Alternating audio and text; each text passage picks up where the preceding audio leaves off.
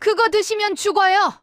갑자기 나타난 요양보호사가 칠순잔치상을 엎어버렸습니다. 미역국이 사방으로 튀었고 비싼 그릇들이 다 박살이 났습니다. 미역국 드시면 안 된다고요. 당신 미쳤어? 무슨 짓이야? 경찰 불러! 아들이 경찰에 신고하려던 순간 회장이 아들의 손을 막아섰습니다. 이 여자 건드리지 마라! 대체 왜 회장은 요양보호사를 감싸는 걸까요? 그리고 저 여자는 왜 갑자기 나타나 잔치상을 난장판으로 만든 걸까요? 이야기가 궁금하시다면 구독과 좋아요 부탁드립니다. 항상 건강하시고 어디서 듣고 계신지 댓글 남겨주세요. 오늘은 도성제약 창업주 한도식 회장의 칠순 생일이었습니다. 서울 한남동에 자리한 대저택의 연회장은 이른 아침부터 분주했습니다. 붉은 카펫이 깔린 입구에는 거대한 화환들이 줄지어 서 있었고 천장에는 금빛 장식이 화려하게 드리워져 있었습니다. 오전 11시 회사 임원들과 친지들이 하나둘 자리를 채워갔습니다. 회장님, 오래오래 사십시오. 건강하시고 복 많이 받으십시오. 정장을 차려입은 사람들은 회장 앞에 서서 두 손을 모은 채 정중하게 인사를 올렸습니다. 한도식 회장은 휠체어에 앉아 있었습니다. 흰머리는 단정하게 빗어 넘겨져 있었고 회색 한복을 입은 모습은 여전히 품위가 있어 보였습니다. 하지만 회장의 시선은 어딘가 초점을 잃은 듯 했습니다. 입가에는 미세하게 침이 고여 있었고 가끔씩 고개가 한쪽으로 기울었습니다. 중증 치매 환자라는 소문은 이미 업계에 다 퍼져 있었습니다. 회장의 옆에는 장남 한재민 부회장이 서 있었습니다. 49살의 재민은 검은색 정장을 말끔하게 차려입고 손님들에게 일일이 허리를 숙여 인사했습니다. 그의 표정은 근엄하면서도 온화했습니다. 아버지께서 많이 편찮으셔서 말씀을 제대로 못하십니다. 대신 제가 감사 인사를 드리겠습니다. 재민의 목소리는 차분했습니다. 주변 사람들은 고개를 끄덕이며 이해한다는 표정을 지었습니다. 연회장 한쪽 구석에는 요양보호사 윤서진이 서 있었습니다. 그녀는 회장의 뒤편에서 조용히 휠체어를 지키고 있었습니다. 눈에 띄지 않게 그러나 한시도 긴장을 풀지 않은 채로요. 정오가 가까워지자 본격적인 식사 시간이 시작됐습니다. 큰 원탁마다 음식들이 차례로 놓였습니다. 갈비찜, 잡채, 전, 나물들이 풍성하게 차려졌습니다. 그리고 마지막으로 한재민이 직접 두 손으로 받쳐들고 들어온 것이 있었습니다. 바로 미역국이었습니다. 하얀 사기 그릇에 담긴 미역국은 김이 모락모락 피어오르고 있었습니다. 재민은 그 그릇을 회장 앞상 한가운데에 조심스럽게 내려놓았습니다. 아버지, 아들이 직접 끓인 미역국입니다. 드셔보세요. 재민의 목소리에는 효심이 가득 담겨 있었습니다. 주변 사람들이 웅성거리기 시작했습니다. 역시 장남이 다르네. 저렇게 효자가 어디 있어. 회장님, 복 많이 받으셨어. 칭찬이 여기저기서 들려왔습니다. 재민의 아내 정유라도 옆에서 조용히 미소를 지었습니다. 45살의 유라는 연보라색 한복을 단정하게 차려입고 있었습니다. 그녀는 남편의 어깨를 가볍게 토닥이며 자랑스러워하는 눈빛을 보냈습니다. 한도식 회장이 천천히 손을 들어 올렸습니다.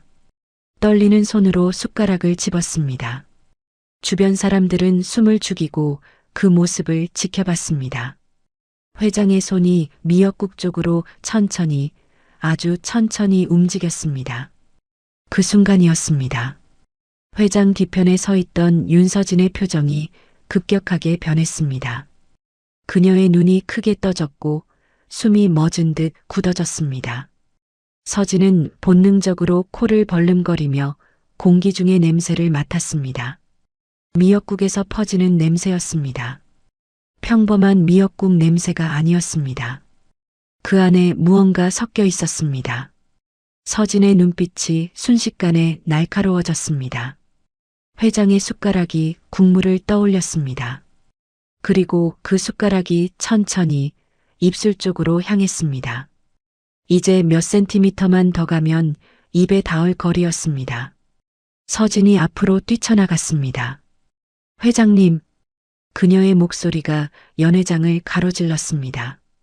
서진은 단 1초의 망설임도 없이 상 앞으로 달려들었습니다. 그리고 양손으로 상다리를 세게 밀어버렸습니다. 상이 크게 흔들렸습니다. 그릇 하나가 바닥으로 떨어지며 쨍그랑 깨지는 소리가 났습니다. 연회장이 순식간에 술렁였습니다. 저게 뭐 하는 거야? 미쳤나? 사람들이 자리에서 일어섰습니다. 서진은 그들의 시선 따위는 신경 쓰지 않았습니다. 그녀는 떨리는 목소리로 외쳤습니다. 회장님, 그거 드시면 안 됩니다. 지금 당장요. 주변 사람들이 서진을 말리려 했습니다. 두세 명이 그녀의 팔을 붙잡았습니다. 하지만 서진은 그들을 뿌리치고 다시 앞으로 나아갔습니다. 그리고 미역국 그릇을 두 손으로 집어들었습니다.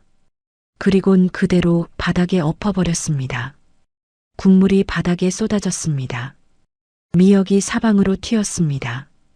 하얀 대리석 바닥이 순식간에 얼룩졌습니다. 연회장은 잠시 정적에 휩싸였습니다.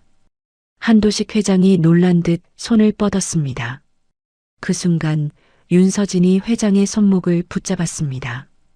그리고 다른 손으로 회장의 뺨을 세게 때렸습니다. 탁! 소리가 연회장에 울렸습니다. 모든 사람들이 숨을 멈췄습니다. 아무도 입을 열지 못했습니다. 며느리 정유라는 입을 손으로 막았고 임원들은 서로의 얼굴만 바라봤습니다. 잠깐의 침묵이 흐른 뒤 누군가 작은 목소리로 속삭였습니다.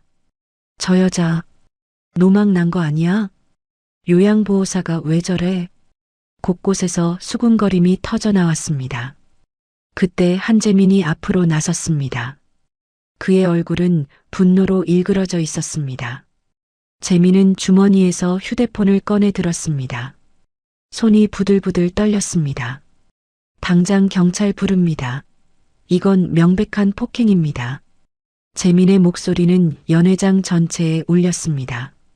그는 휴대폰 화면을 터치하며 112를 눌렀습니다. 신호음이 울리기 시작했습니다. 며느리 정유라가 재민의 옆으로 조용히 다가갔습니다. 그녀는 아무 말도 하지 않았지만 눈빛으로 남편에게 신호를 보냈습니다. 재민이 고개를 끄덕였습니다. 윤서진은 그 자리에 그대로 서 있었습니다. 그녀의 숨은 거칠었지만 표정만큼은 흔들림이 없었습니다.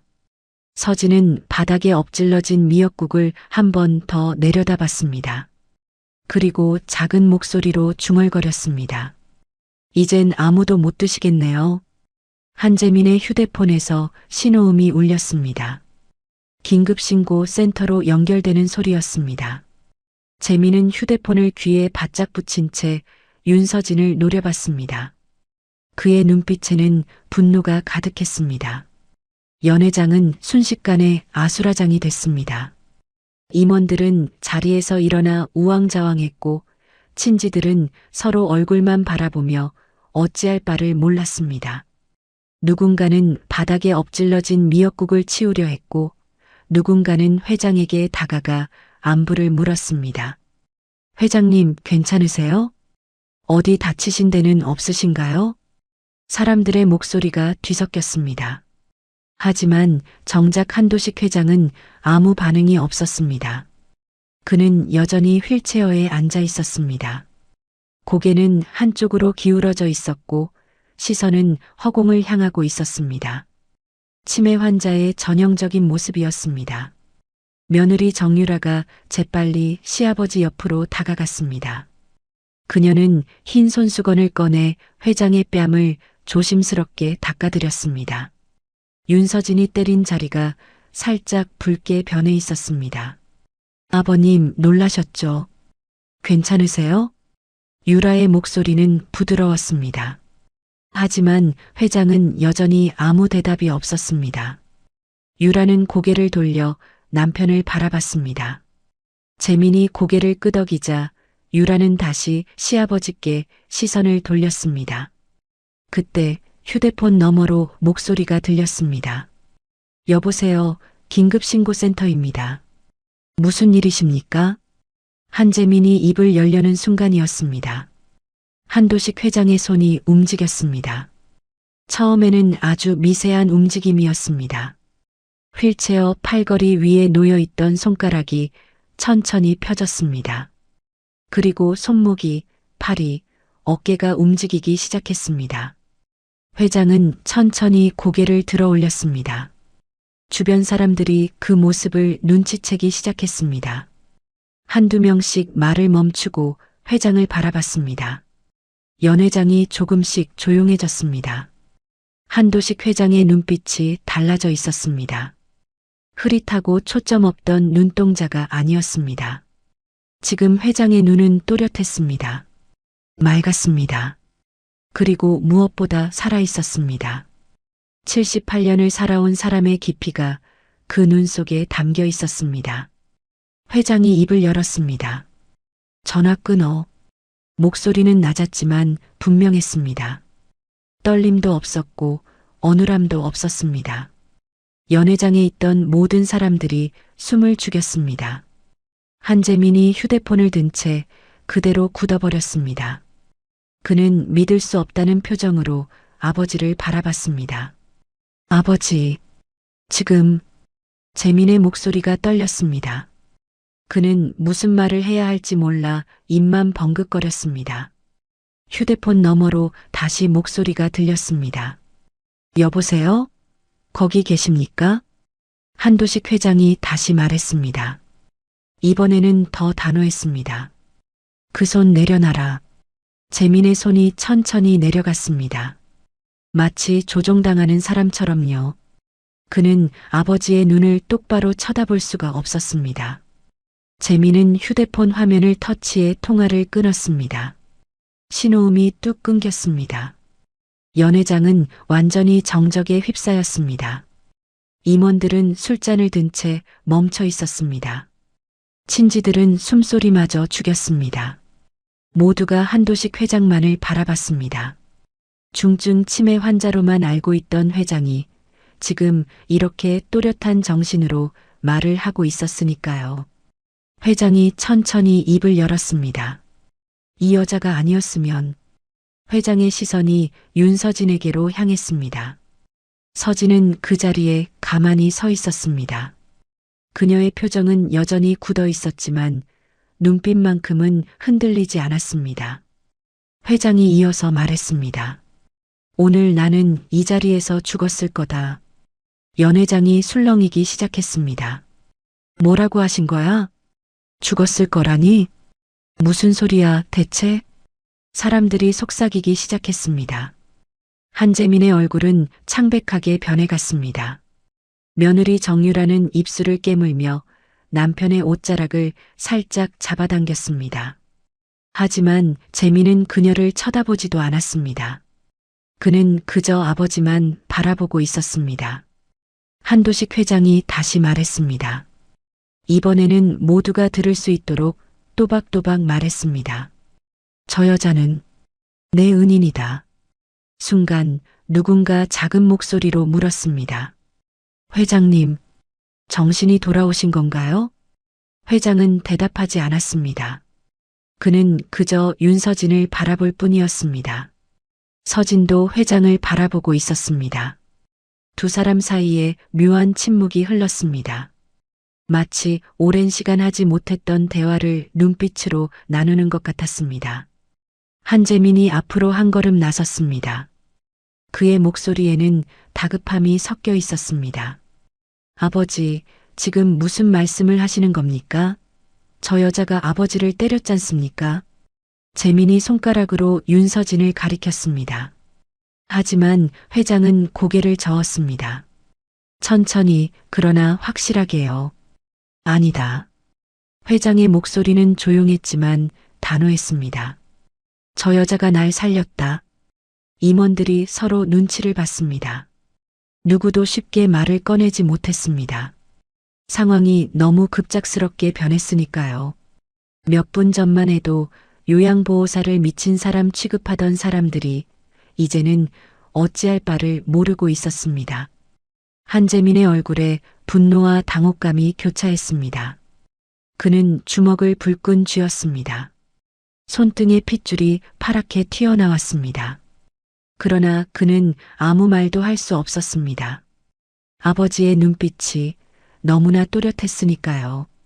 한도식 회장은 천천히 휠체어의 바퀴를 돌렸습니다. 그리고 바닥에 엎질러진 미역국을 내려다봤습니다. 미역이 바닥에 흩어져 있었고 국물은 이미 식어가고 있었습니다. 회장이 작게 중얼거렸습니다. 이 국에 뭘 넣은 거냐? 그 말은 작았지만 연회장에 있던 모든 사람들의 귀에 똑똑히 들렸습니다. 한재민의 얼굴이 굳어졌습니다. 한도식 회장의 질문에 아무도 대답하지 못했습니다. 이 국에 뭘 넣은 거냐? 그 말이 연회장의 메아리처럼 울렸습니다. 사람들은 서로의 얼굴만 바라봤습니다. 누구도 쉽게 입을 열지 못했습니다. 한재민은 두 주먹을 꽉 쥔 채 서 있었습니다. 그의 이마에는 식은 땀이 맺혀 있었습니다. 며느리 정유라는 남편의 팔을 살짝 잡았지만 재민은 그녀를 뿌리쳤습니다. 유라의 손이 허공에서 멈췄습니다. 임원 중 한 명이 조심스럽게 말했습니다. 회장님, 그냥 평범한 미역국 아니겠습니까? 그 말에 몇몇 사람들이 고개를 끄덕였습니다. 하지만 한도식 회장은 고개를 저었습니다. 그는 다시 바닥에 엎질러진 미역국을 내려다봤습니다. 윤서진도 같은 곳을 바라보고 있었습니다. 서진은 천천히 무릎을 꿇었습니다. 그리고 바닥에 흩어진 미역국 곁으로 얼굴을 가까이 가져갔습니다. 주변 사람들이 수군거렸습니다. 저 여자 지금 뭐 하는 거야? 설마 바닥에 엎질러진 걸 먹으려고? 정말 정신이 나간 것 같은데. 속삭임이 여기저기서 들렸습니다. 하지만 서진은 전혀 신경 쓰지 않았습니다. 그녀는 코를 바닥 가까이 대고 냄새를 깊이 들이마셨습니다. 미역 특유의 비린 냄새가 났습니다. 그런데 그 안에 뭔가 다른 게 섞여 있었습니다. 서진의 눈썹이 미세하게 움직였습니다. 그녀는 조금 더 집중해서 냄새를 맡았습니다. 쇠냄새 같기도 하고 약품 냄새 같기도 했습니다. 서진의 시선이 국물 표면으로 향했습니다. 엎질러진 국물 위에 얇은 기름막이 떠 있었습니다. 평범한 참기름이 아니었습니다. 색이 조금 탁했고 가장자리가 미세하게 분리되는 것처럼 보였습니다. 서진은 주머니에서 흰 손수건을 꺼냈습니다. 그리고 조심스럽게 국물을 살짝 찍어냈습니다. 손수건에 스민 국물을 코에 가까이 대고 다시 한번 냄새를 맡았습니다. 그 순간 서진의 눈이 크게 떠졌습니다. 이건 서진의 입에서 작은 소리가 새어나왔습니다. 그녀의 손이 미세하게 떨렸습니다. 서진은 손수건을 든 채 그대로 굳어버렸습니다. 주변 사람들이 이상하다는 듯 서진을 바라봤습니다. 한재민이 짜증 섞인 목소리로 말했습니다. 대체 뭘 하는 겁니까? 바닥에 엎질러진 국으로 무슨 장난을. 서진이 고개를 들어 재민을 똑바로 바라봤습니다. 그녀의 눈빛은 차가웠습니다. 이 반응 틀림없습니다.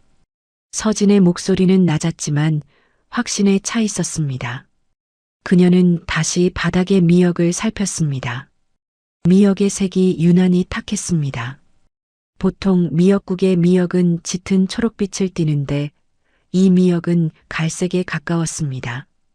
그리고 가장자리가 약간 녹아내린 것처럼 흐물흐물해 보였습니다. 서진의 머릿속에 오래된 기억이 떠올랐습니다. 몇 년 전 제약회사 연구실이었습니다. 서진은 흰 가운을 입고 실험대 앞에 서 있었습니다. 옆에 있던 동료 연구원이 시험관을 들고 말했었죠. 서진 씨, 이거 절대 조합하면 안 됩니다. 특히 요오드 성분이 많은 음식이랑은요. 왜요? 이 약물이 요오드랑 만나면 화학 반응을 일으켜요. 독성이 몇 배로 증가합니다. 최악의 경우 쇼크로 이어질 수도 있고요. 동료의 말이 귓가에 생생하게 들렸습니다. 서진은 그때 직접 실험 결과를 본 적이 있었습니다. 시험관 안에서 약물과 요오드 용액이 만나자 색이 변하고 침전물이 생겼었죠. 그리고 독성 수치가 급격히 올라갔었습니다. 미역에는 요오드 성분이 풍부했습니다. 서진의 얼굴이 창백해졌습니다. 그녀는 바닥의 국물을 다시 한번 살폈습니다. 국물 밑바닥에 미세한 침전물이 가라앉아 있었습니다. 희끄무레한 가루 같은 것이었습니다. 맞아. 이게 바로 그 반응이야. 서진이 작게 중얼거렸습니다. 그녀의 손이 떨렸습니다. 지금 회장님이 이 국을 드셨다면 몇 분 안에 호흡 곤란이 왔을 겁니다. 그 다음은 경련, 의식 불명. 그리고 서진은 고개를 들어 한도식 회장을 바라봤습니다. 회장도 그녀를 바라보고 있었습니다. 두 사람의 눈이 마주쳤습니다. 회장의 눈빛에는 이미 모든 걸 알고 있다는 듯한 슬픔이 담겨 있었습니다. 서진이 천천히 일어섰습니다. 그녀는 손수건을 조심스럽게 접어 주머니에 넣었습니다. 그리고 주변 사람들을 돌아보며 말했습니다. 이 국에는 특정 약물이 섞여 있습니다. 연 회장이 다시 술렁였습니다. 약물이라니? 무슨 약물? 설마 독약이라는 건가? 사람들의 목소리가 높아졌습니다. 한재민이 비웃듯 말했습니다. 허튼 소리 마십시오. 당신이 뭘 안다고 그런 말을. 그때 한 임원이 앞으로 나섰습니다. 그는 손에 걸레를 들고 있었습니다. 제가 이거 치우겠습니다. 그 임원이 무릎을 꿇고 바닥에 미역국을 닦으려 했습니다. 순간 윤서진이 그의 팔을 붙잡았습니다. 안 됩니다. 서진의 목소리는 단호했습니다.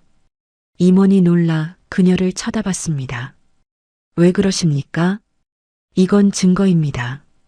함부로 건드리시면 안 됩니다. 서진이 걸레를 임원의 손에서 빼앗았습니다.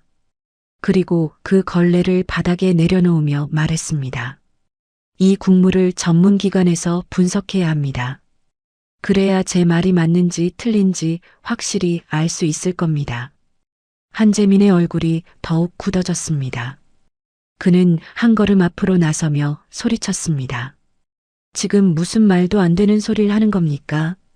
재민의 목소리에는 분노가 가득했습니다. 하지만 그 분노 밑에는 다른 감정도 섞여 있었습니다. 두려움이었습니다. 윤서진은 그를 조용히 바라봤습니다. 그녀의 눈빛은 흔들림이 없었습니다. 제가 왜 상을 엎었는지, 왜 회장님의 뺨을 때렸는지 이제 아실 겁니다. 서진의 목소리는 차분했습니다. 망설였다간 회장님이 그 국을 드셨을 겁니다. 그랬다면 지금쯤. 서진은 말을 끝맺지 않았습니다. 하지만 모두가 그 뒤를 알 수 있었습니다. 연 회장은 무거운 침묵에 휩싸였습니다. 한재민이 참았던 분노를 터뜨렸습니다. 당신이 대체 뭘 안다고 그런 소리를 하는 겁니까? 재민의 목소리가 연 회장 전체에 울렸습니다. 그의 얼굴은 붉게 상기되어 있었고 목에 핏줄이 퍼렇게 튀어나와 있었습니다. 재민은 윤서진을 향해 손가락질을 했습니다. 고작 요양보호사 주제에 약물이 어쩌고 독성이 어쩌고 웃기는 소리 작작하십시오. 주변 임원 몇몇이 고개를 끄덕이며 동조했습니다. 그들의 표정에도 비웃음이 섞여 있었습니다. 요양보호사가 약물을 운운하는 게 황당하다는 얼굴들이었습니다. 그러게 말입니다. 요양보호사가 무슨 약을 알겠습니까? 아무래도 착각한 거 아닙니까? 사람들의 수군거림이 여기저기서 들렸습니다. 윤서진은 그 모든 시선을 받으며 조용히 서 있었습니다. 그녀는 비웃음도 분노도 보이지 않았습니다. 다만 차분하게 사람들을 둘러봤습니다. 서진의 입가에 희미한 미소가 번졌습니다. 자주 섞인 웃음이었습니다. 오래전부터 익숙해진 표정이었습니다. 저는 약을 만지던 사람이었습니다. 서진의 목소리는 낮았지만 또렷했습니다. 연회장이 순간 조용해졌습니다. 사람들이 고개를 갸웃거리며 그녀를 바라봤습니다. 서진이 천천히 말을 이었습니다. 제약회사에서 연구원으로 일했었습니다. 의약품 개발팀이었죠. 그 말에 몇몇 사람들의 표정이 미묘하게 변했습니다. 예상 밖의 대답이었으니까요. 서진은 자신의 손을 내려다봤습니다. 거칠어진 손이었습니다. 요양보호 일을 하며 닳고 갈라진 손이었습니다. 한때는 하얀 장갑을 끼고 실험실 유리기구를 다루던 손이었는데 말이죠. 15년간 그 일을 했습니다. 주로 신약의 부작용을 검증하는 일을 맡았었어요. 서진의 목소리에는 감정이 실리지 않았습니다. 그저 담담하게 사실만을 말할 뿐이었습니다. 한재민이 비웃음을 흘렸습니다. 제약회사 연구원이었다고요? 그럼 지금은 왜 요양보호사를 하는 겁니까? 재민의 말투에는 조롱이 가득했습니다. 서진이 그를 바라봤습니다. 그녀의 눈빛은 흔들림이 없었습니다. 한성제약이었습니다. 그 이름이 나오자 연회장이 술렁이기 시작했습니다. 한성제약은 도성제약의 최대 경쟁사였습니다. 업계에서는 앙숙으로 유명한 두 회사였죠. 사람들의 눈빛이 달라지기 시작했습니다. 임원 중 나이가 지긋한 한 사람이 갑자기 눈을 크게 떴습니다. 그는 서진을 유심히 바라보더니 작은 소리로 중얼거렸습니다. 혹시 그때 그 사건? 그의 목소리가 떨렸습니다. 마치 뭔가 중요한 것을 떠올린 사람처럼요. 서진이 천천히 고개를 끄덕였습니다. 네, 그 사건 맞습니다. 임원이 깊은 한숨을 내쉬었습니다. 그는 주변 사람들을 돌아보며 설명하기 시작했습니다. 몇 년 전에 한성제약에서 큰 사건이 있었습니다. 신약 하나가 부작용 문제로 시판 중지됐었죠. 다른 임원이 기억을 되살리듯 말했습니다. 아, 그때 회사 주가가 폭락했던 거 아닙니까? 뉴스에도 크게 났었는데. 맞습니다. 그런데 그 부작용을 처음 발견하고 내부 고발을 한 사람이 나이 든 임원이 윤서진을 가리켰습니다. 사람들의 시선이 일제히 서진에게 쏠렸습니다. 이제 그녀를 보는 눈빛이 완전히 달라졌습니다. 비웃음은 사라지고 그 자리에 놀라움과 존중이 섞인 표정들이 나타났습니다. 서진이 담담하게 말을 이었습니다. 신약 임상 결과를 검토하던 중에 심각한 부작용을 발견했습니다. 그녀의 목소리는 여전히 차분했습니다. 오래전 일이지만 또렷하게 기억하고 있었습니다. 간 손상이 나타났고 일부 환자들은 호흡 곤란까지 왔었죠. 더 심한 경우는 의식을 잃기도 했습니다. 연회장이 숨죽인 듯 조용해졌습니다. 모두가 서진의 말에 집중했습니다. 회사에 보고했습니다. 상사에게, 팀장에게, 임원에게까지요. 하지만 묵살당했습니다. 서진의 눈빛이 잠시 흔들렸습니다.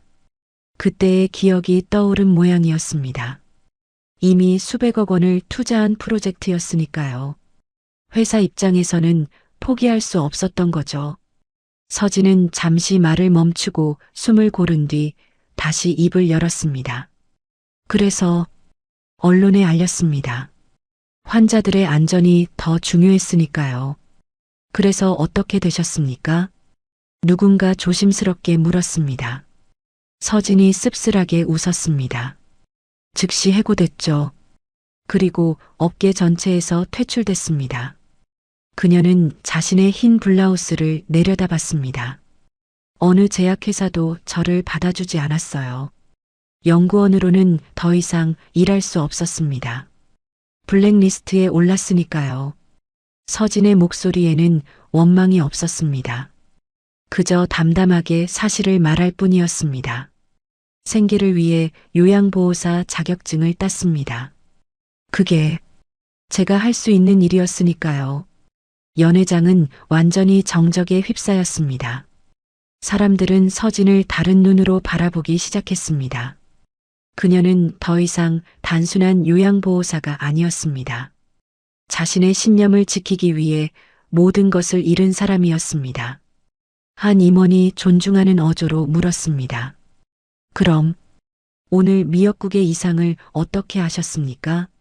서진이 자신의 코를 가리켰습니다. 15년간 약물을 다루다 보면 몸이 기억합니다. 그녀의 목소리에는 확신이 담겨 있었습니다. 냄새만으로도 약을 구분할 수 있게 됩니다. 특정 약물들은 고유한 냄새가 있거든요. 특히 화학 성분이 강한 약물들은요. 서진은 바닥에 엎질러진 미역국을 가리켰습니다. 오늘 미역국에서 그 냄새가 났습니다. 그리고 미역에 든 요오드 성분과 반응하는 약물의 징후도 보였고요. 어떤 징후 말입니까? 국물의 색, 침전물, 기름막의 형태. 제가 연구실에서 수백 번 본 반응이었습니다. 서진의 말에 임원들이 고개를 끄덕였습니다. 이제는 아무도 그녀를 의심하지 않았습니다. 한도식 회장이 휠체어에서 조용히 서진을 바라보고 있었습니다. 그의 눈가가 미세하게 떨렸습니다. 입술도 가늘게 떨리고 있었습니다. 회장이 작게 중얼거렸습니다. 그래서 여기 왔구나. 그 말은 작았지만 서진의 귀에는 또렷하게 들렸습니다. 서진이 천천히 고개를 들어 회장을 바라봤습니다. 두 사람의 시선이 마주쳤습니다. 그 짧은 순간 말로 표현할 수 없는 무언가가 두 사람 사이를 오갔습니다. 임원들이 웅성거리기 시작했습니다. 그럼 정말 미역국에 뭔가 들어있었던 건가? 전문가가 저렇게 확신하는데 이거 큰일인데요. 처음에 서진을 의심했던 사람들이 이제는 미역국을 의심하는 눈빛이었습니다. 분위기가 완전히 뒤바뀌었습니다. 한재민의 얼굴은 점점 더 창백해졌습니다. 그의 이마에는 식은땀이 송골송골 맺혀 있었습니다. 주먹을 꽉 쥔 손이 부들부들 떨렸습니다. 입술은 바짝 말라 있었고 눈빛은 불안함으로 흔들리고 있었습니다. 며느리 정유라가 남편의 팔을 살짝 잡아당겼습니다. 재민이 그녀를 돌아봤습니다. 유라의 얼굴도 창백했습니다. 그녀는 눈빛으로 남편에게 신호를 보냈습니다. 말없이 그러나 분명하게요. 여기서 나가야 한다는 의미였습니다. 유라가 조용히 뒤로 물러섰습니다. 사람들의 시선이 모두 서진과 회장에게 쏠려 있는 틈을 타서요. 그녀는 천천히 아주 조심스럽게 사람들 틈 사이로 빠져나가기 시작했습니다. 유라의 발걸음은 소리가 나지 않았습니다. 마치 그림자처럼 조용히 움직였습니다. 그녀는 연 회장 뒤쪽으로 걸어갔습니다. 한 걸음, 두 걸음, 세 걸음. 유라의 손이 문손잡이에 닿았습니다. 그녀는 숨을 죽이고 문을 살짝 열었습니다. 그리고 재빨리 몸을 빼내 밖으로 나갔습니다. 문이 닫히는 소리가 작게 들렸습니다. 하지만 아무도 눈치채지 못했습니다. 한도식 회장이 천천히 손을 들어 올렸습니다. 떨리는 손이었지만 움직임은 확실했습니다. 회장이 주변 사람들을 둘러보며 말했습니다. 다들 나가주시오. 목소리는 낮았지만 단호했습니다. 임원들이 서로 눈치를 보며 망설였습니다. 회장이 다시 말했습니다. 오늘 잔치는 여기까지입니다. 모두 돌아가시오.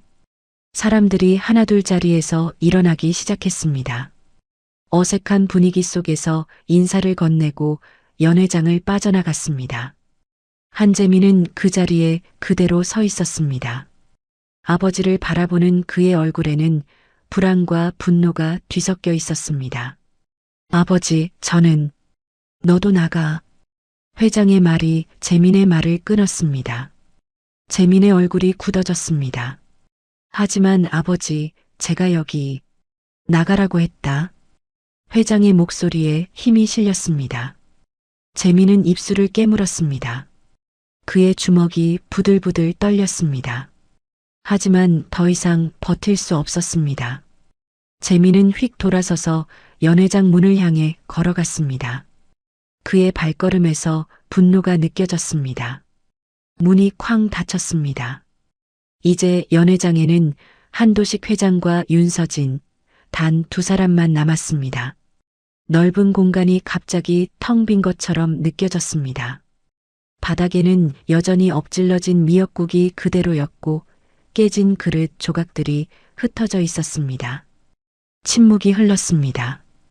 길고 무거운 침묵이었습니다. 회장은 휠체어에 앉아 서진을 바라봤습니다. 서진도 회장을 바라봤습니다. 두 사람 사이에 보이지 않는 무언가가 흐르고 있었습니다. 회장이 먼저 입을 열었습니다. 앉아라. 서진이 천천히 회장 곁으로 다가갔습니다. 그녀는 회장 앞에 놓인 의자를 가져와 조용히 앉았습니다. 두 사람 사이의 거리는 불과 한 뼘 정도였습니다. 회장이 서진의 얼굴을 자세히 들여다봤습니다. 52살 여성의 얼굴이었습니다. 세월의 흔적이 눈가에 새겨져 있었고 고생한 흔적이 손에 남아 있었습니다. 하지만 그 눈빛만큼은 또렷했습니다. 왜 여기 왔느냐? 회장의 목소리가 떨렸습니다. 서진은 잠시 대답하지 않았습니다. 그녀는 자신의 손을 내려다봤습니다. 거칠어진 손이었습니다. 오랜 시간 말없이 일해온 손이었습니다. 서진이 천천히 입을 열었습니다. 어머니, 마지막 말씀이었습니다. 그녀의 목소리는 낮게 떨렸습니다. 서진의 눈앞에 어머니의 모습이 떠올랐습니다. 병원 침대에 누워 계시던 어머니였습니다. 윤미정, 서진의 어머니는 이미 많이 쇠약해진 상태였습니다. 손은 뼈만 앙상했고 얼굴은 창백했습니다. 하지만 딸의 손을 꼭 잡고 계셨죠. 엄마. 서진이 어머니의 손을 쓰다듬었습니다. 미정의 입술이 천천히 움직였습니다. 서진아, 원망하지 말거라. 무슨 말씀이세요, 엄마? 그 사람, 한 번만 찾아가 봐라. 인사만 하고 와. 어머니의 목소리는 가늘었습니다. 숨을 쉬는 것조차 힘들어 보였습니다.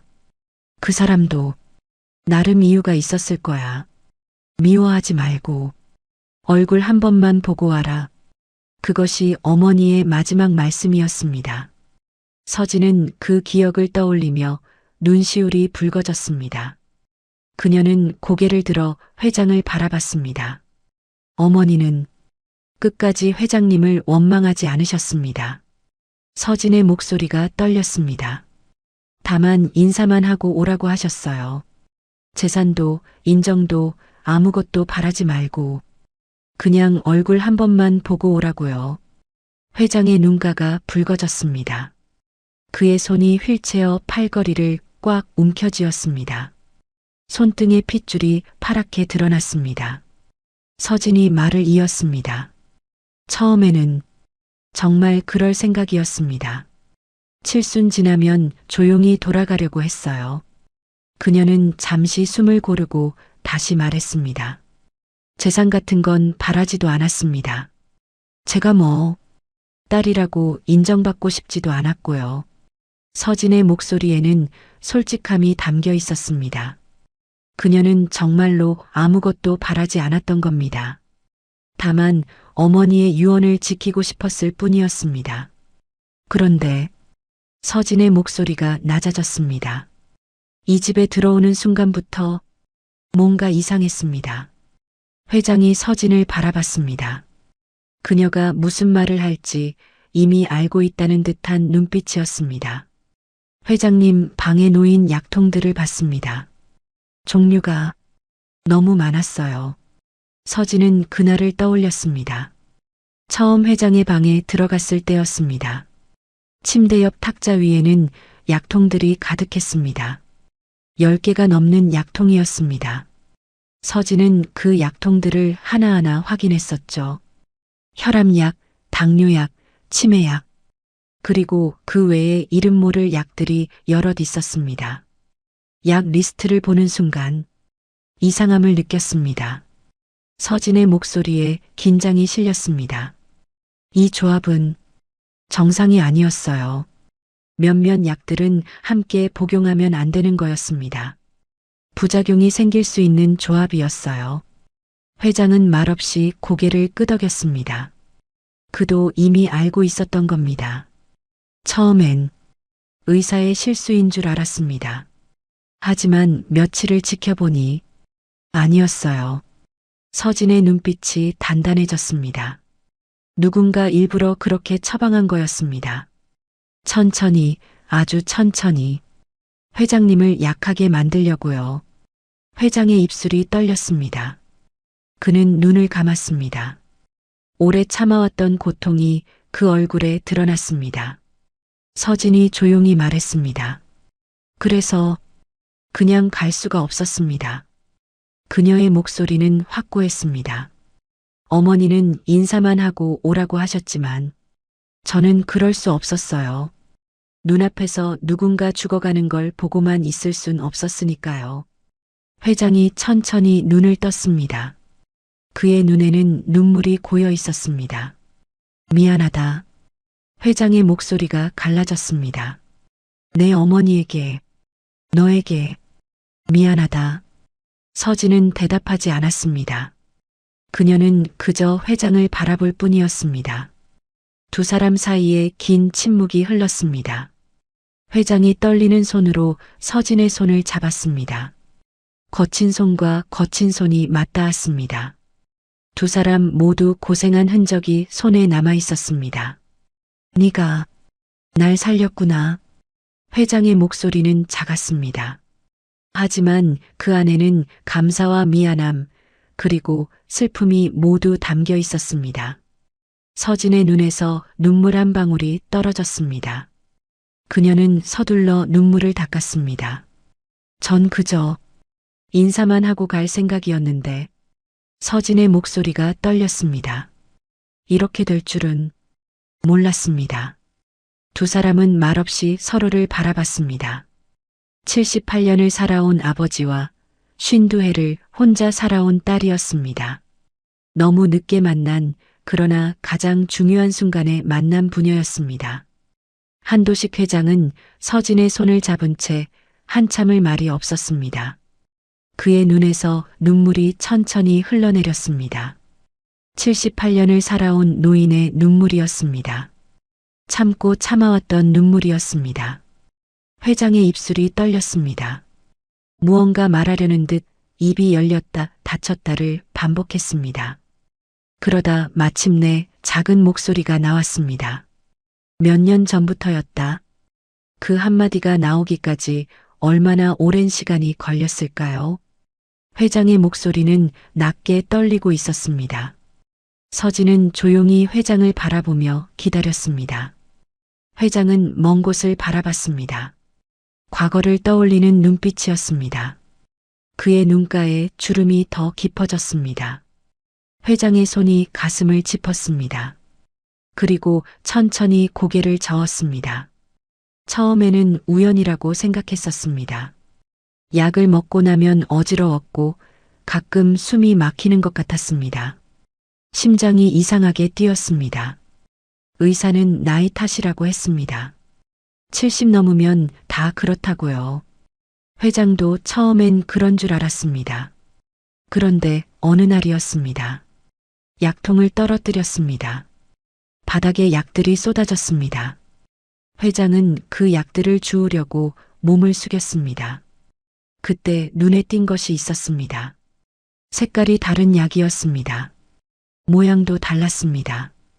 분명 자신이 먹어본 적 없는 약이었습니다. 회장의 손이 떨렸습니다. 그는 그 약을 손바닥 위에 올려놓고 한참을 들여다봤습니다. 심장이 두근거렸습니다. 불안한 예감이 스쳐갔습니다. 그때부터 회장은 의심하기 시작했습니다. 누군가 자신의 약에 다른 것을 섞고 있다고요. 며칠을 지켜봤습니다. 누가 약을 만지는지, 언제 바뀌는지 조심스럽게, 아주 조심스럽게 관찰했습니다. 그리고 알게 됐습니다. 회장의 얼굴에 깊은 슬픔이 어렸습니다. 그의 입술이 바짝 말라 있었습니다. 회장은 눈을 감았습니다. 차마 말로 꺼내기 힘든 사실이었습니다. 자신의 아들이었습니다. 장남 한재민이 약을 바꿔치기 하고 있었습니다. 회장은 믿고 싶지 않았습니다. 자신이 낳아서 키운 아들이 자신을 죽이려 한다는 사실을요. 그래서 확인하고 또 확인했습니다. 혹시 착각은 아닐까, 잘못 본 건 아닐까? 하지만 아니었습니다.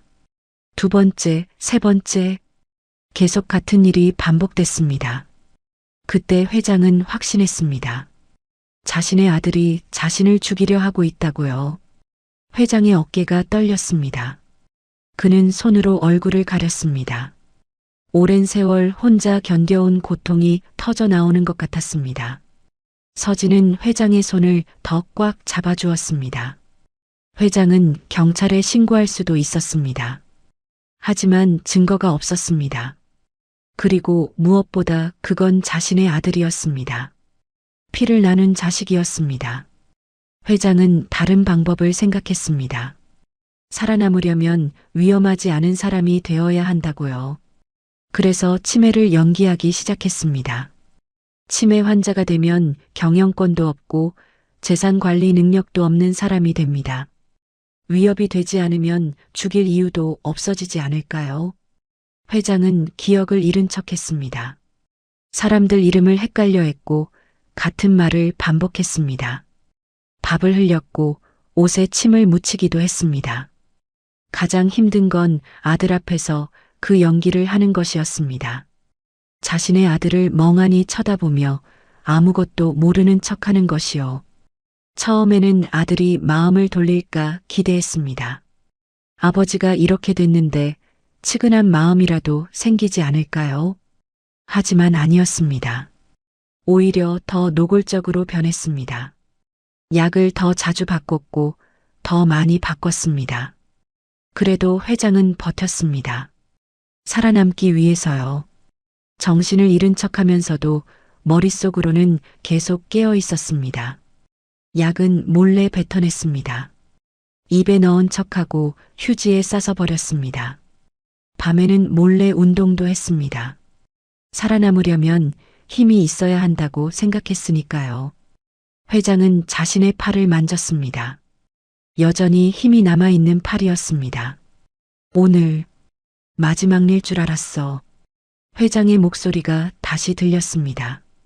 그의 눈빛에 두려움이 스쳤습니다. 아들이 직접 미역국을 끓여온다고 했을 때 회장은 알았습니다. 이번이 진짜구나. 이번엔 피할 수 없겠구나. 손님들 앞에서 음식을 먹다 쓰러지면 모두들 나이 탓이라고 생각할 테니까요. 완벽한 계획이었습니다. 회장은 그날 아침 휠체어에 앉으면서 각오했습니다. 오늘이 마지막 날일지도 모른다고요. 연회장으로 들어가면서 주변을 천천히 둘러봤습니다. 화려한 장식들, 웃는 사람들, 축하 인사들, 모든 것이 마지막처럼 느껴졌습니다. 미역국이 상 위에 올려졌을 때 회장의 심장은 크게 뛰었습니다. 이제 정말 끝이구나. 손이 떨렸습니다. 숟가락을 드는 순간 모든 것이 끝날 거라고 생각했습니다. 그런데 윤서진이 나타났습니다. 회장이 서진을 바라봤습니다. 그의 눈에 눈물이 또 고였습니다. 네가 날 살렸어. 회장의 목소리에 감사가 담겼습니다. 서진은 고개를 저었습니다. 그녀의 눈에서도 눈물이 흘러내렸습니다. 회장의 손이 떨렸습니다. 그는 서진의 손을 두 손으로 꽉 감쌌습니다. 미안하다. 내 어머니한테, 너한테. 회장의 목소리가 갈라졌습니다. 그는 더 이상 말을 잇지 못했습니다. 다만 서진의 손을 놓지 않았습니다. 마치 놓으면 모든 것이 사라질 것처럼요. 서진도 회장의 손을 꽉 잡았습니다. 전 그냥 인사만 하고 갈 생각이었는데. 서진의 목소리가 떨렸습니다. 회장이 고개를 저었습니다. 그의 눈빛에 간절함이 담겼습니다. 두 사람은 오랫동안 손을 잡고 앉아 있었습니다. 넓은 연회장에는 그들 둘뿐이었습니다. 바닥에는 식어버린 미역국이 그대로 엎질러져 있었습니다. 죽음의 도구였던 그 음식이 이제는 두 사람을 이어주는 증거가 되어 있었습니다. 창밖으로 해가 기울어가고 있었습니다. 긴 하루가 저물어가고 있었습니다. 하지만 두 사람에게는 새로운 시작이기도 했습니다. 너무 늦게 만난, 그러나 가장 중요한 순간에 만난 부녀였습니다. 한재민은 연회장 문을 나서자마자 복도 끝으로 빠르게 걸어갔습니다. 그의 발걸음은 거칠었습니다. 구두 뒷굽이 대리석 바닥을 세게 내리쳤습니다. 턱, 턱, 턱. 분노가 그 소리에 담겨 있었습니다. 재민은 계단을 올라 2층 회장실로 향했습니다. 문을 거칠게 열었습니다. 넓은 사무실이 나타났습니다. 큰 책상, 가죽 소파, 벽면을 가득 채운 서가, 모든 것이 회장의 권위를 보여주는 공간이었습니다. 하지만 이제 그 권위가 흔들리고 있었습니다. 재민은 책상 앞에 털썩 주저앉았습니다. 그의 손이 떨렸습니다. 이마에는 땀이 송골송골 맺혀 있었습니다. 손수건을 꺼내 얼굴을 닦았습니다. 숨이 거칠게 나왔습니다. 완벽했던 계획이 무너지고 있었습니다. 재민은 주머니에서 휴대폰을 꺼냈습니다. 떨리는 손으로 번호 하나를 눌렀습니다. 신호음이 2번 울린 뒤 상대방이 받았습니다.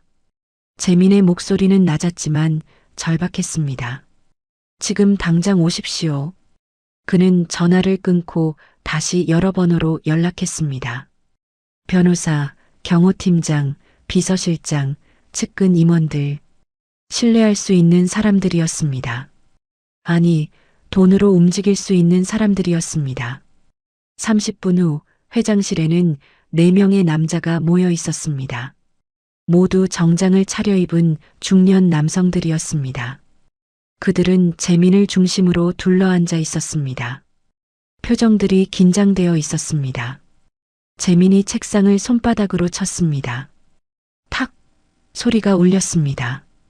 그의 눈빛은 날카로웠습니다. 입술은 굳게 다물어져 있었습니다. 턱 근육이 실룩거렸습니다. 변호사가 노트북을 펼쳤습니다. 그의 손가락이 빠르게 키보드를 두드리기 시작했습니다. 화면에 윤서진의 이름이 검색되었습니다.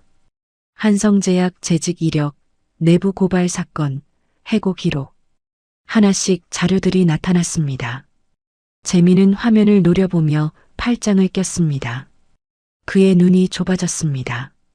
무언가를 찾고 있는 눈빛이었습니다.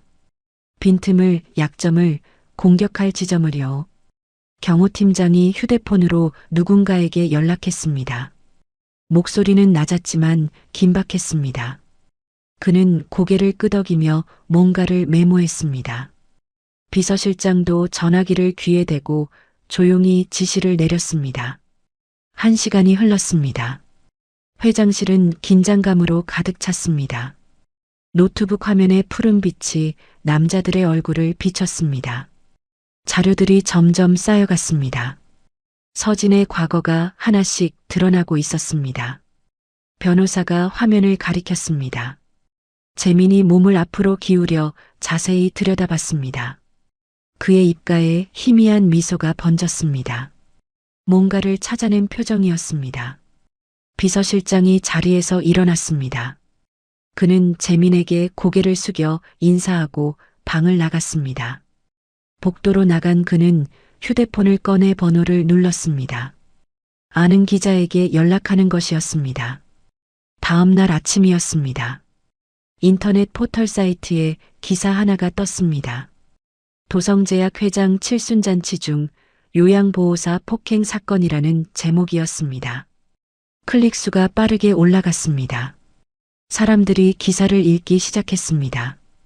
기사 내용은 자극적이었습니다. 서진이 회장을 때렸다는 사실만 크게 강조되어 있었습니다. 미역국에 무슨 문제가 있었는지, 왜 그런 행동을 했는지는 전혀 언급되지 않았습니다. 일방적인 내용이었습니다. 댓글이 달리기 시작했습니다. 요양보호사가 미쳤나? 노인 학대 아니야? 재벌이라고 함부로 대하네. 악플들이 쏟아졌습니다.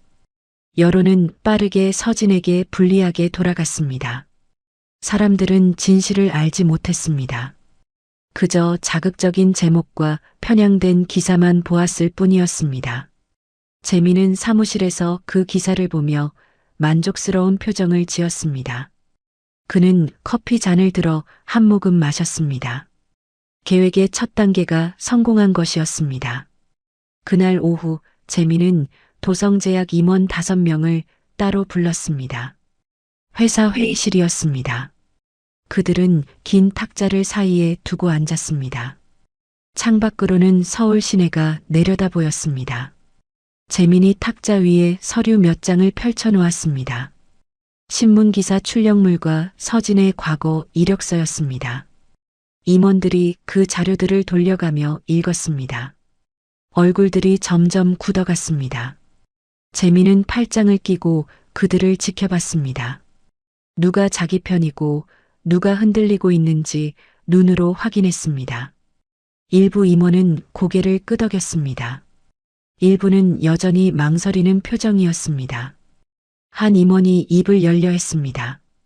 하지만 재민의 날카로운 눈빛을 마주치고는 다시 입을 다물었습니다.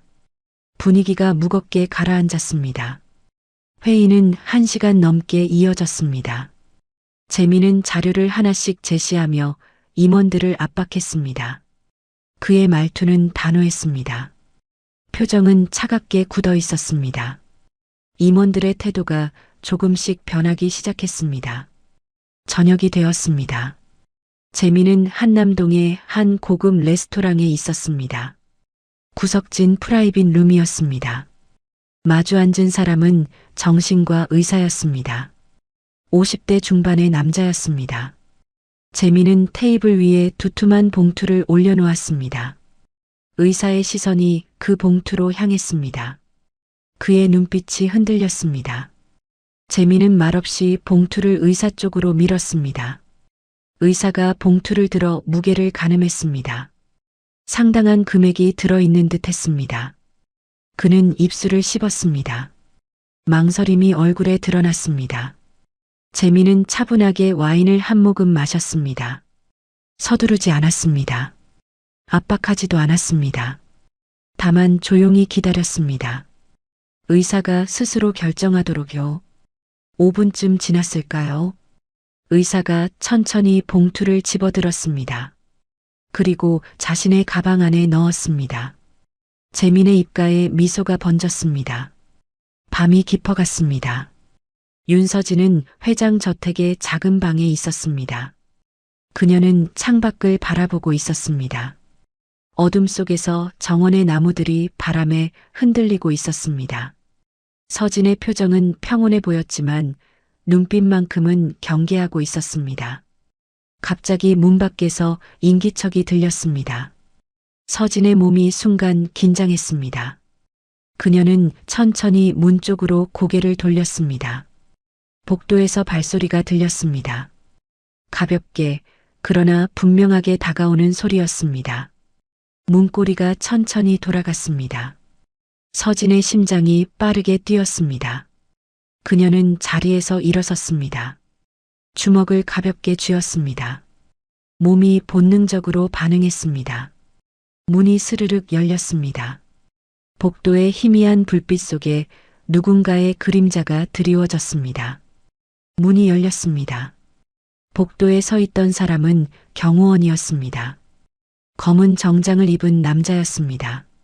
키가 크고 어깨가 넓었습니다. 그는 공손하게 허리를 숙여 인사했습니다.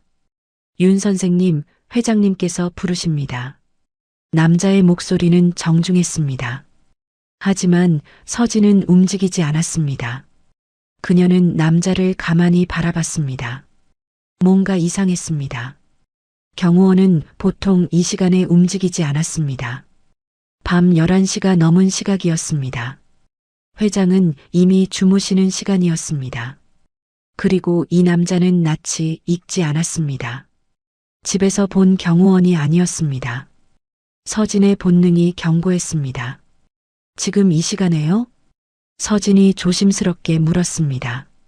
남자는 고개를 끄덕였습니다. 네, 급한 일이 있으시다고 합니다. 남자가 한 걸음 안으로 들어왔습니다. 서진은 재빨리 뒤로 물러섰습니다. 그녀와 남자 사이의 거리가 벌어졌습니다. 남자의 눈빛이 순간 변했습니다. 서진이 큰 소리로 외쳤습니다. 누구세요? 그 소리에 복도 쪽에서 발소리가 들렸습니다. 여러 명이 달려오는 소리였습니다. 남자는 혀를 찼습니다. 그리고 재빨리 복도로 나가 어둠 속으로 사라졌습니다. 진짜 경호원들이 도착했을 때 이미 그 남자는 보이지 않았습니다. 서진은 그날 밤 한숨도 자지 못했습니다. 그녀는 문에 의자를 받쳐놓고 창문도 확인했습니다. 누군가 자신을 없애려 한다는 것을 확실히 깨달았습니다. 다음 날 아침이었습니다. 서진은 한도식 회장의 방으로 갔습니다. 회장은 침대에 앉아 아침 식사를 하고 계셨습니다. 서진이 들어오자 회장이 고개를 들었습니다. 간밤에 무슨 일이 있었다면서? 회장의 목소리에 걱정이 담겨 있었습니다. 서진이 고개를 끄덕였습니다. 네, 누군가 절 없애려 합니다. 서진의 목소리는 차분했습니다. 하지만 그녀의 눈빛에는 단단함이 담겨 있었습니다. 회장의 얼굴이 굳어졌습니다. 재민이 지시군. 회장이 주먹을 쥐었습니다.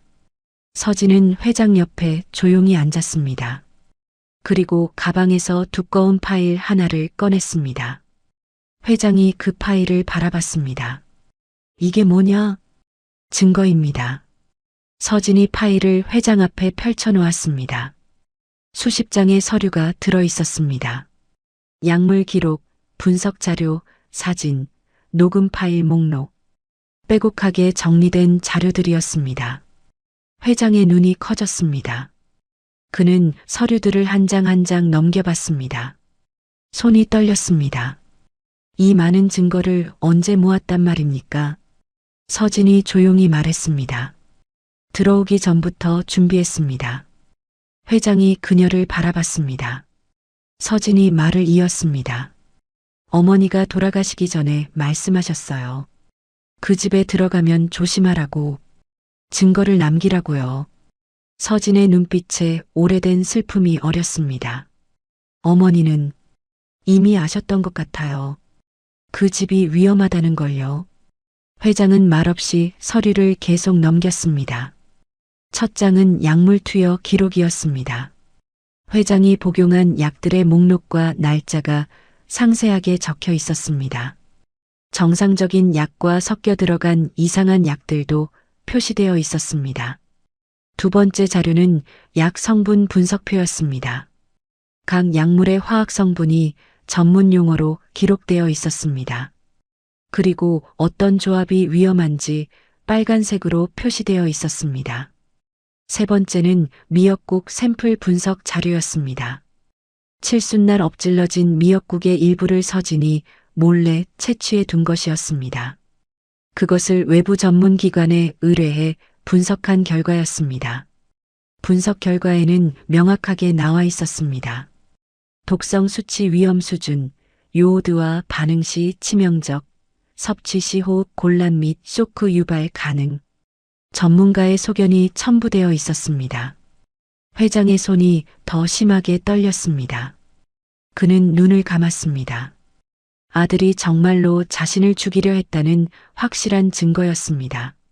네 번째 자료는 녹음 파일 목록이었습니다. 서진은 USB 하나를 꺼내 회장에게 건넸습니다. 회장이 그것을 받아들었습니다. 이 안에 녹음이 들어 있습니다. 서진의 목소리는 낮았습니다. 부회장님과 부회장님 부인의 대화입니다. 회장의 얼굴이 창백해졌습니다. 서진이 말을 이었습니다. 이번엔 확실하게 하자. 라는 내용이 있습니다. 침묵이 흘렀습니다. 회장은 USB를 손에 쥔 채 아무 말도 하지 못했습니다. 다섯 번째 자료는 계좌 추적 내역이었습니다. 한재민의 비자금 계좌에서 회장의 담당 주치의에게 돈이 여러 차례 송금된 기록이었습니다. 금액도 상당했습니다. 회장이 서류를 내려놓았습니다. 그는 두 손으로 얼굴을 감쌌습니다. 어깨가 떨렸습니다. 아들이, 며느리가, 심지어 의사까지 모두가 한패였던 겁니다. 이걸 언제부터? 회장의 목소리가 갈라졌습니다.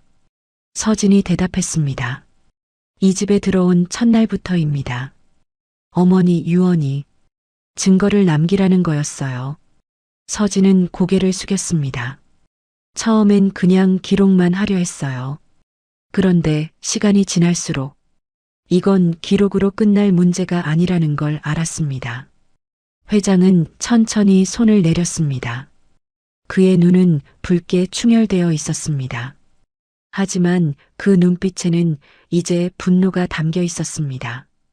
그날 오후 회장의 서재에서 긴급 회의가 열렸습니다. 신뢰할 수 있는 임원 3명만 불렀습니다. 그들은 서진이 준비한 자료를 검토했습니다. 임원들의 얼굴이 점점 굳어갔습니다. 서류를 넘길 때마다 한숨이 나왔습니다. 이건 단순한 가족 문제가 아니었습니다. 명백한 살인 미수였습니다. 한 임원이 조심스럽게 말했습니다. 회장님, 이 정도 증거면 충분합니다. 다른 임원도 고개를 끄덕였습니다. 경찰에 넘겨야 합니다. 회장은 창밖을 바라봤습니다. 저 멀리 서울 시내가 보였습니다. 자신이 평생 일궈온 회사가 있는 곳이었습니다. 그리고 그 회사를 아들에게 물려주려 했던 곳이었습니다. 하지만 이제 모든 것이 달라졌습니다. 같은 시각 한재민의 사무실이었습니다. 정유라가 남편의 사무실에 들어왔습니다. 그녀의 얼굴은 창백했습니다. 손에는 신문이 들려 있었습니다. 재민이 그녀를 보고 눈살을 찌푸렸습니다. 왜 여기까지 왔어? 유라가 신문을 책상 위에 던졌습니다. 당신, 이제 그만해요. 유라의 목소리가 떨렸습니다. 재민이 신문을 집어들었습니다. 기사 제목이 눈에 들어왔습니다. 도성제약 내부 고발 움직임이라는 내용이었습니다. 재민의 얼굴이 굳어졌습니다. 유라가 계속 말했습니다. 사람들이 수군거려요. 회사 분위기도 이상해요. 당신, 이제 멈춰요. 재민이 신문을 구겨 쓰레기통에 던졌습니다. 닥쳐. 그의 목소리는 차갑했습니다. 유라가 남편의 팔을 붙잡았습니다. 여보, 제발. 재민이 그녀의 손을 뿌리쳤습니다. 유라의 손이 허공에서 멈췄습니다. 나가. 재민이 고개도 돌리지 않고 말했습니다. 유라는 떨리는 입술을 깨물었습니다. 그녀는 천천히 뒤로 물러났습니다. 그리고 문을 열고 나갔습니다. 문이 닫히는 소리가 울렸습니다. 재민은 혼자 남았습니다. 그는 책상에 앉아 주먹을 쥐었습니다. 모든 것이 빗나가고 있었습니다. 하지만 그는 멈출 수 없었습니다. 이미 너무 멀리 와버렸으니까요. 사흘 후였습니다. 도성제약 본사 대회의실에 임원들이 모이기 시작했습니다. 긴급 이사회 소집 통보를 받은 사람들이었습니다. 모두 정장을 차려입고 있었지만 표정들은 어두웠습니다. 무슨 일이 일어날지 짐작하고 있었으니까요. 오전 10시 정각이었습니다. 회의실 문이 열렸습니다. 한도식 회장이 들어왔습니다. 휠체어가 아니었습니다. 회장은 두 다리로 똑바로 서서 걸어 들어왔습니다. 지팡이도 짚지 않았습니다. 등은 곧게 펴져 있었고 걸음걸이는 힘이 있었습니다. 임원들이 숨을 죽였습니다. 치매 환자로만 알고 있던 회장이었습니다. 몇 년간 흐릿한 눈빛으로 말도 제대로 못하시던 분이었습니다. 그런데 지금 그들 앞에 선 사람은 78년을 살아온 기업인의 모습 그대로였습니다. 카리스마가 온몸에서 뿜어져 나왔습니다. 회장이 상석에 앉았습니다. 그의 옆에는 윤서진이 서 있었습니다. 서진의 손에는 두꺼운 서류 뭉치가 들려 있었습니다. 임원들은 그 서류를 보며 불안한 표정을 지었습니다. 회장이 천천히 회의실을 둘러봤습니다. 그의 눈빛은 예리했습니다.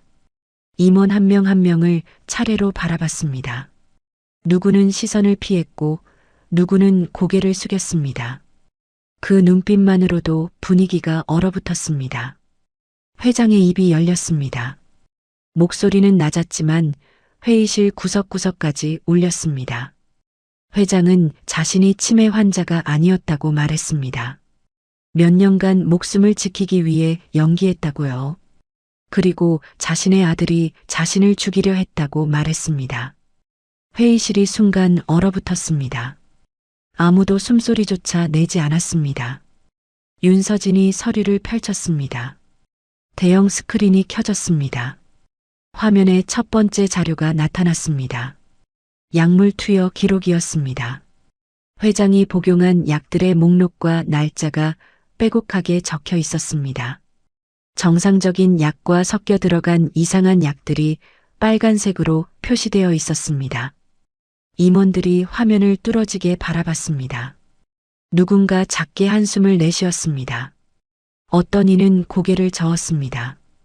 두 번째 자료가 나타났습니다. 미역국 성분 분석 결과였습니다.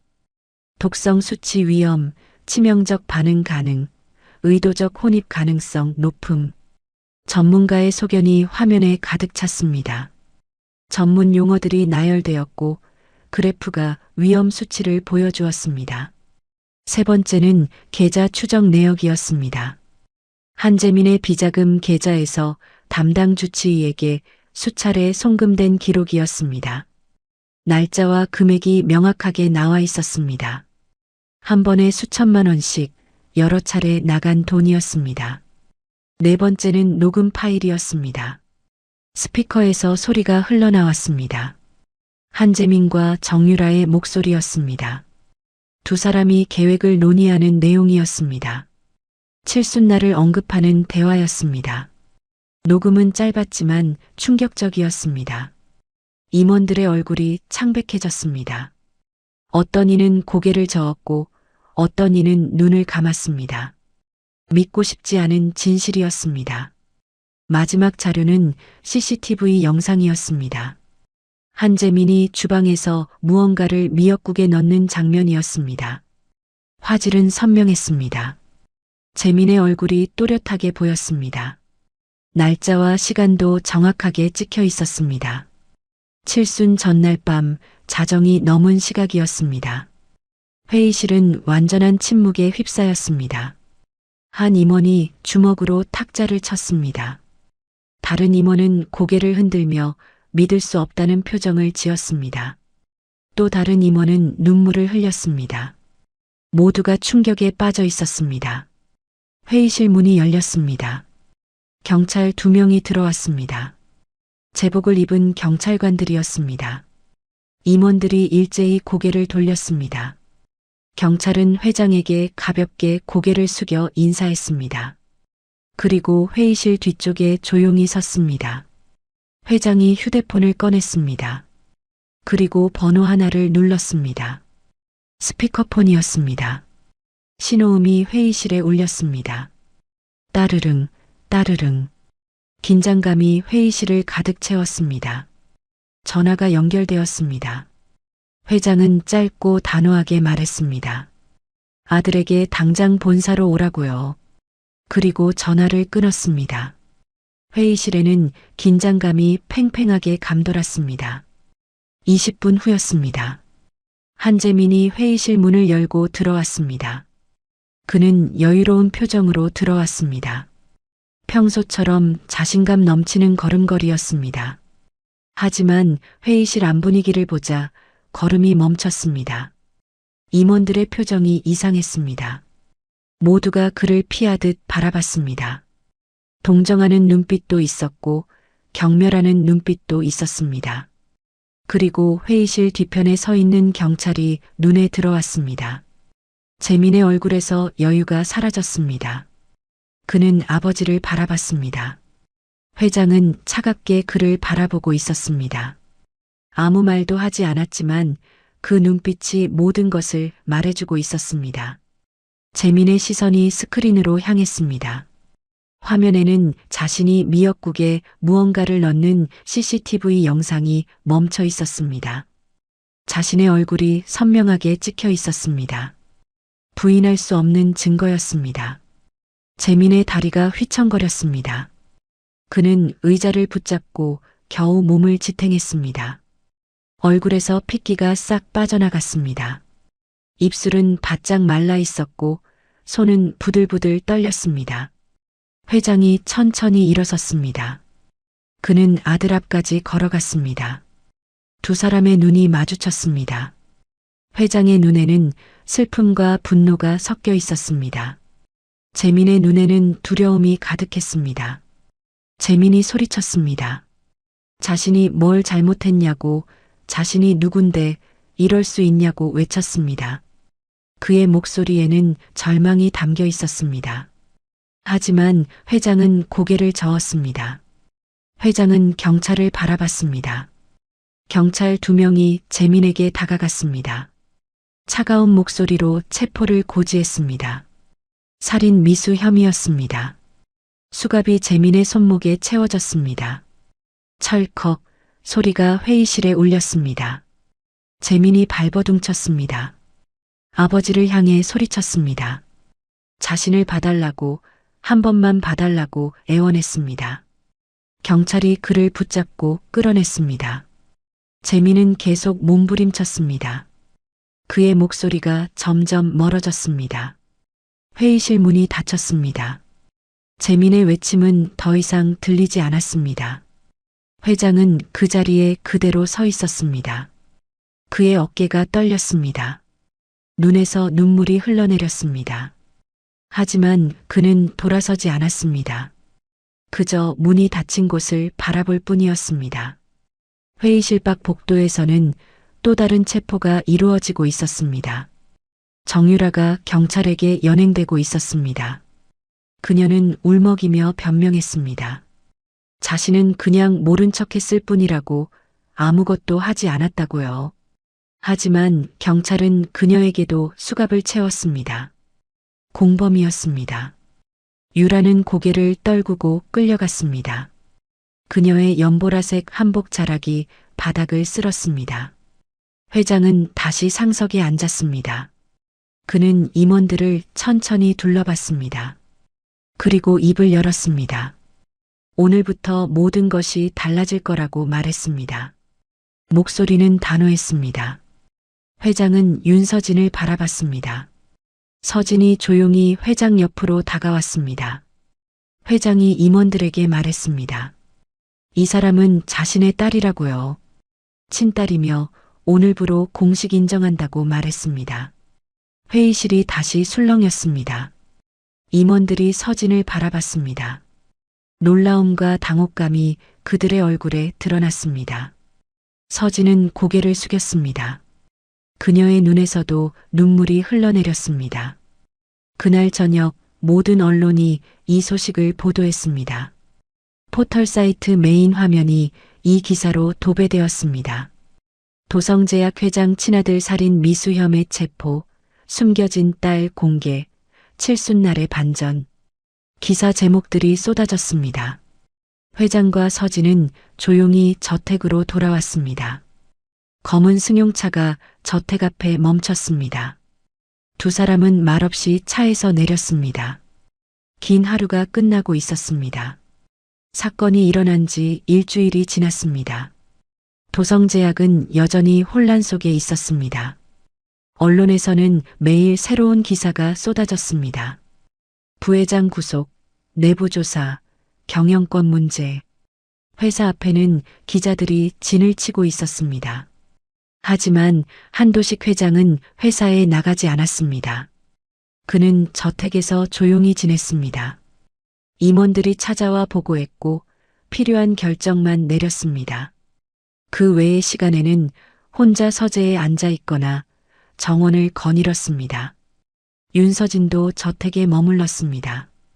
이제 그녀는 요양보호사가 아니었습니다. 회장의 딸이었습니다. 하지만 여전히 그녀는 회장을 돌봤습니다. 약을 챙기고 식사를 준비하고 곁을 지켰습니다. 두 사람은 말이 많지 않았습니다. 긴 대화를 나누지도 않았습니다. 다만 같은 공간에 있었습니다. 그것만으로도 위로가 되는 것 같았습니다. 어느 날 아침이었습니다. 해가 막 떠오르는 시각이었습니다. 동쪽 하늘이 붉게 물들어 있었습니다. 정원의 나무들 사이로 아침 햇살이 비쳐 들어왔습니다. 새들이 지저귀는 소리가 들렸습니다. 윤서진은 일찍 일어났습니다. 그녀는 주방으로 내려갔습니다. 냉장고를 열고 미역을 꺼냈습니다. 손질된 미역이었습니다. 서진은 그것을 물에 불렸습니다. 미역이 천천히 부풀어 올랐습니다. 짙은 초록빛이 선명해졌습니다. 서진은 미역을 건져 물기를 짰습니다. 그리고 참기름을 두른 냄비에 넣고 볶기 시작했습니다. 지글지글 소리가 났습니다. 미역 특유의 향이 퍼졌습니다. 서진은 천천히 미역을 볶았습니다. 너무 세게 볶으면 질겨지니까요. 적당히 기름이 배면 물을 부었습니다. 보글보글 국물이 끓기 시작했습니다. 서진은 국간장으로 간을 맞췄습니다. 다진 마늘을 넣었습니다. 은은한 마늘 향이 올라왔습니다. 서진은 국물 맛을 봤습니다. 짠지 싱거운지 확인했습니다. 딱 알맞았습니다. 그녀는 불을 줄이고 뚜껑을 덮었습니다. 천천히 우러나도록요. 서진은 그 모습을 가만히 바라봤습니다. 김이 모락모락 피어오르는 냄비였습니다. 일주일 전 칠순날의 미역국이 떠올랐습니다. 그때 그 국에는 죽음이 담겨 있었습니다. 하지만 지금 이 국은 달랐습니다. 서진은 앞치마를 두르고 식탁을 준비했습니다. 흰밥을 2그릇 담았습니다. 김치를 작은 접시에 담았습니다. 나물 반찬 몇 가지를 꺼내 놓았습니다. 간단하지만 정성스러운 상차림이었습니다. 그리고 미역국을 하얀 사기 그릇에 담았습니다. 국물은 맑았습니다. 탁하지 않았습니다. 미역은 부드럽게 익어 있었습니다. 고소한 참기름 향이 났습니다. 서진은 그릇을 들고 식당으로 갔습니다. 아침 햇살이 창문으로 들어와 식탁을 비추고 있었습니다. 그녀는 2그릇을 마주보게 놓았습니다. 한도식 회장이 식당으로 들어왔습니다. 그는 평상복을 입고 있었습니다. 회색 스웨터에 편한 바지였습니다. 머리는 단정하게 빗어 넘겨져 있었습니다. 회장은 식탁 앞에서 멈춰 섰습니다. 그의 시선이 미역국에 머물렀습니다. 김이 모락모락 피어오르는 국이었습니다. 회장의 표정이 미묘하게 변했습니다. 서진이 조용히 말했습니다. 앉으세요. 회장이 천천히 자리에 앉았습니다. 서진도 그 맞은편에 앉았습니다. 두 사람 사이에 식탁이 놓여 있었습니다. 그리고 그 위에 미역국 2그릇이 놓여 있었습니다. 회장은 국 그릇을 내려다봤습니다. 그의 손이 숟가락을 잡았습니다. 하지만 뜨지는 않았습니다. 그는 그저 국을 바라보고만 있었습니다. 회장이 코로 냄새를 맡았습니다. 천천히 조심스럽게요. 그의 눈이 감겼습니다. 냄새가 다르다는 것을 느낄 수 있었습니다. 일주일 전에 그 냄새가 아니었습니다. 깨끗했습니다. 순수했습니다. 회장이 눈을 떴습니다. 그리고 윤서진을 바라봤습니다. 서진은 조용히 고개를 끄덕였습니다. 회장이 숟가락을 들어 올렸습니다. 국물을 조금 떠올렸습니다. 숟가락이 입술에 닿았습니다. 국물이 입 안으로 들어왔습니다. 회장은 천천히 그 맛을 느꼈습니다. 짜지도 싱겁지도 않았습니다. 은은한 참기름 향이 났습니다. 미역의 부드러운 식감이 느껴졌습니다. 회장의 눈가가 붉어졌습니다. 이제야 미역국 맛을 알겠구나. 회장의 목소리가 떨렸습니다. 서진은 고개를 숙였습니다. 그녀도 숟가락을 들어 국을 떠올렸습니다. 그리고 천천히 입에 넣었습니다. 제 생일날 어머니가 끓여주시던 거예요. 서진의 목소리도 낮게 떨렸습니다. 회장이 그녀를 바라봤습니다. 서진이 말을 이었습니다. 어머니는 매년 제 생일이면 미역국을 끓여주셨어요. 아침 일찍 일어나서요. 서진의 눈에서 눈물이 흘러내렸습니다. 돌아가시기 전에도 끓여주셨어요. 손이 떨리셔서 국물을 흘리시면서도 서진은 더 이상 말을 잇지 못했습니다. 회장은 말없이 고개를 끄덕였습니다. 그도 눈물을 흘렸습니다. 두 사람은 말없이 눈물을 닦았습니다. 잠시 침묵이 흘렀습니다. 회장이 다시 숟가락을 들었습니다. 이번에는 미역을 떠올렸습니다. 그리고 천천히 씹었습니다. 부드러웠습니다. 입안에서 살살 녹았습니다. 회장은 한 숟가락, 또 한 숟가락 떠먹었습니다. 서진도 밥을 떠서 국물에 말았습니다. 그리고 한 입 먹었습니다. 구수한 맛이 입안에 퍼졌습니다. 그녀는 천천히 밥을 먹었습니다. 두 사람은 말없이 식사를 했습니다. 숟가락 부딪히는 소리만 작게 들렸습니다. 창밖으로는 아침 햇살이 점점 밝아지고 있었습니다. 정원의 나무들이 햇빛을 받아 반짝였습니다. 회장이 국 그릇을 비웠습니다. 그는 그릇을 내려놓고 잠시 멈췄습니다. 그리고 창밖을 바라봤습니다. 그의 얼굴에 평온함이 스쳤습니다. 서진도 밥을 다 먹었습니다. 그녀는 조용히 그릇을 정리하려고 일어났습니다. 그때 회장이 그녀의 손을 잡았습니다. 서진이 놀라 회장을 바라봤습니다. 회장의 손은 따뜻했습니다. 주름진 손이었지만 힘이 있었습니다. 회장이 서진의 손을 꽉 잡으며 말했습니다. 늦었지만 이제라도. 회장의 목소리는 작았습니다. 하지만 그 안에는 진심이 담겨 있었습니다. 서진이 고개를 끄덕였습니다. 네. 그 한마디만 나왔습니다. 하지만 그것으로 충분했습니다. 두 사람은 손을 잡은 채 한참을 앉아 있었습니다. 창밖으로 아침 햇살이 더욱 밝아졌습니다. 새로운 하루가 시작되고 있었습니다. 식탁 위에는 비워진 미역국 그릇 2개가 놓여 있었습니다. 일주일 전 그 미역국은 죽음을 담고 있었습니다. 하지만 오늘 아침의 미역국은 달랐습니다. 그것은 생명이었습니다. 그것은 시작이었습니다. 그것은 부녀가 함께 나눈 첫 번째 밥상이었습니다. 인사만 하러 왔던 딸이 아버지의 칠순날 그의 목숨을 구했습니다. 그리고 이제 두 사람은 같은 식탁에 앉아 있었습니다. 너무 늦게 만났지만 이제라도 함께였습니다. 창밖의 햇살은 계속 밝아지고 있었습니다. 새들은 노래했습니다. 정원의 꽃들이 바람에 흔들렸습니다. 새로운 이야기가 시작되고 있었습니다.